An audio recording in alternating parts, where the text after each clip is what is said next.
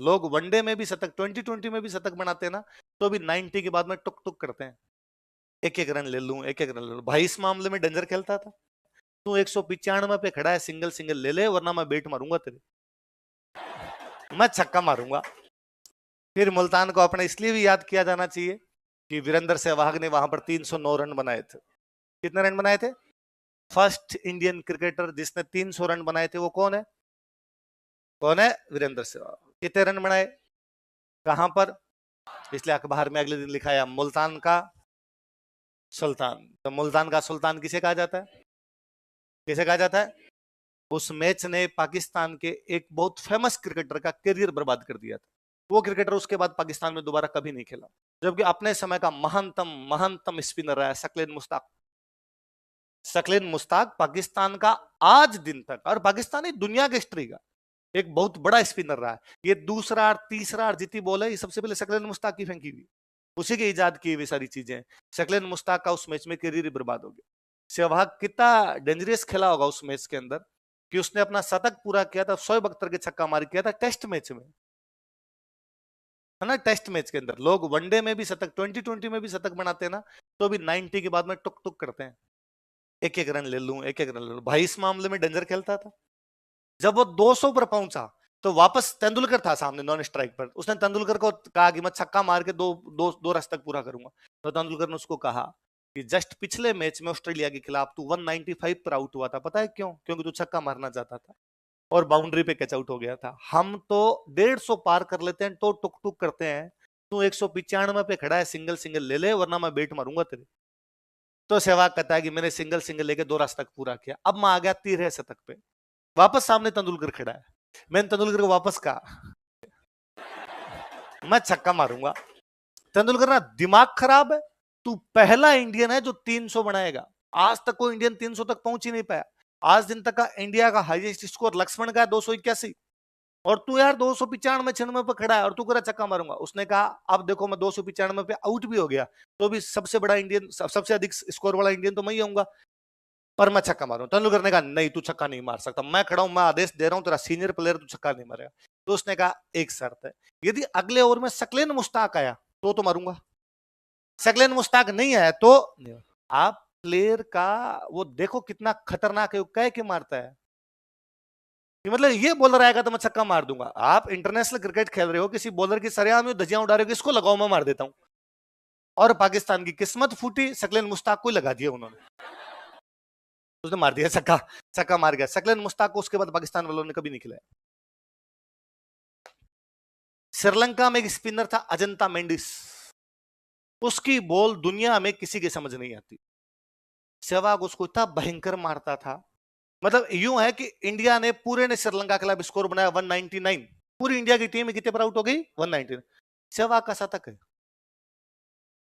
199 के अंदर, सहवाग का शतक है। तो बाकी होंगे 10, 5, 15, 20। अजंता मेंडिस के विकेट की 6, पर अजंता मेंडिस के खिलाफ सहवाग का, सहवाग ने उसकी बॉलिंग के लिए 30 तो रन बनाए 35, मतलब स्ट्राइक रेट ज्यादा ही है, कम है। पाकिस्तान का एक और स्पिनर था दानिश कनेरिया, सकलेन मुश्ताक के बाद उनका एक स्पिनर आया था दानिश कनेरिया। विशाखापट्टनम में कहां पर एक मैच था, इंजमाम उल हक कैप्टन, दानिश कनेरिया बॉलिंग करे। तो टेस्ट मैच में क्या होता है, कभी आप टेस्ट मैच देखो तो नोटिस भी करना, स्पिनर जो होते हैं वो लेग स्टंप पर बॉलिंग करना शुरू कर देते हैं, कि लेग स्टंप से बॉल अंदर अंदर की तरफ आनी शुरू हो जाती है। उसमें क्या होता है, आपके पास दो तरीके हैं, या तो आप खड़े हो और बाहर निकल के मारोगे, बाहर निकल के मारोगे तो स्टंप होने के चांस भी है, और बाउंड्री पर मिड ऑन और मिड ऑफ पर आउट होने के चांस भी है। और ये आप डिफेंस करोगे, डिफेंस में ये हो सकता है कि एक भी बॉल चूक गई और पेड पे लग गई तो आप एलबीडब्ल्यू हो जाओगे। अब वो उधर से मत, तो उसको कहते हैं कि पैर बांध दिए, ये पैर आपके चलने ही नहीं दे रहा, वो पैर बांध के रख दिया आप दानिश कनेरिया लगातार ओवर फेंके, उधर लेग साइड से बॉल उधर से इधर, इधर से इधर।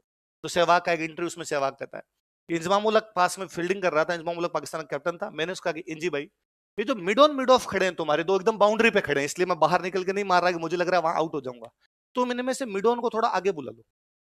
उसने क्यों? कि मुझे छक्का मारना है। तो उसने ऐसे थोड़ी होता है, एक बॉल बुला लो, मार दूं छक्का तो ठीक है, नहीं मारूं तो वापस भेज देना। होता क्या, कप्तान जब भी फील्डिंग चेंज करता है तो बॉलर से कह के करता है, पर चल एक बॉल के लिए बॉलर से क्या पूछे हम, और एक बॉल में ये कौन सा छक्का मार रहा है, इसके मन की भी हो जाएगी। उसने मिडोन आगे बुलाया, सहवाग ने अगली बॉल में छक्का मार दिया। तो वो दानिश कनेरिया जैसे बॉल ऊपर के दानिश कनेरिया को लगा मिडोन पे कैच हो जाएगा, उसने पीछे मुड़ के देखा तो वो तो बेचारा पास में खड़ा था उधर। तो उसने कहा इंजी भाई ये इतना पास में आ गया। इंजमाम उल हक ने कहा तुम बॉलिंग कर उसको कहा वापस। तो मैं एक सहवाग के इंटरव्यू में सुन रहा था, तो सहवाग को उसमें पूछा इंटरव्यू वालों ने कि यार तुम स्पिनरों को इतना बुरा मारते थे, क्या कारण था? तो उसने कहा मैं गांव में खेला हूं और गांव में स्पिनर को बॉलर ही नहीं मानते। और आप जीते गांव में खेले हो, नोटिस कर लीजिए इस बात को।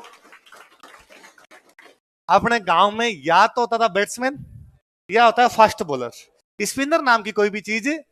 और मान लो यदि कोई कहता कि मैं स्पिन करा रहा हूं, तो सामने जो बैटिंग कर रहा होता वो कहता थू अब आ तू मैं देखता हूं, है ना। मतलब फर्जी से फर्जी बैट्समैन जिसने कभी 10 रन नहीं बनाए थे वो भी राजी हो जाता कि अब वो इधर उधर देखता किधर मार दूं, किधर भी मार सकता हूं।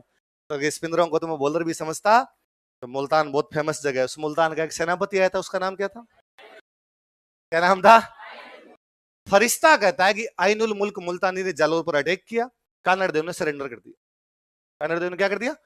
और आइनुल मुल्क मुल्तानी ने आगे समझाया उसको, समझाया सरेंडर क्या कर दिया, समझाया उसको कि क्या पड़ा है लड़ाई में, फालतू में लड़ाई करोगे, वो दिल्ली का राजा है, बड़ा राजा है, लड़ोगे तुम्हारा नुकसान उसका नुकसान, इससे अच्छा दोस्ती करो, मिलजुल के रहो, और तू उसके पास चल और उससे चल के बात कर ले। और कहता है कानड़ देव ने लड़ाई नहीं की आइनुल मुल्क मुल्तानी से, वो आइनुल मुल्क मुल्तानी के समझाने पर दिल्ली चला गया। और दिल्ली जाने के बाद में वहां अलाउद्दीन के दरबार में बैठ गया जाके। लेकिन एक दिन अलाउद्दीन ने भरे दरबार में कहा कि हिंदुस्तान में कोई भी हिंदू राजा नहीं है जो मेरे से लड़ सके। तो कानड़ देव खड़ा हुआ, उसने कहा प्लीज ऐसे स्टेटमेंट नहीं देते अपने। अलाउद्दीन ने कहा कौन है जो मेरे से लड़ सकता है? उसने कहा मैं। तो अलाउद्दीन ने कहा पक्का? उसने कहा हाँ। तो इस बात पर वो वापस आ गया और उसने जालोर में आके लड़ाई लड़ी। ऐसा फरिश्ता कहता है। कौन कहता है कि उसने चैलेंज किया था कोई हिंदू नहीं लड़ सकता? इस चैलेंज को एक्सेप्ट करने वाला राजा कौन था? लिख लो, अगला कारण लिखो। फरिश्ता के अनुसार, अकॉर्डिंग टू फरिश्ता, फरिश्ता इतिहासकार का नाम है। ये मत समझना कोई भगवान की तरफ से भेजा हुआ आया फरिश्ता, पापा की परी होती है पापा का परा आया कोई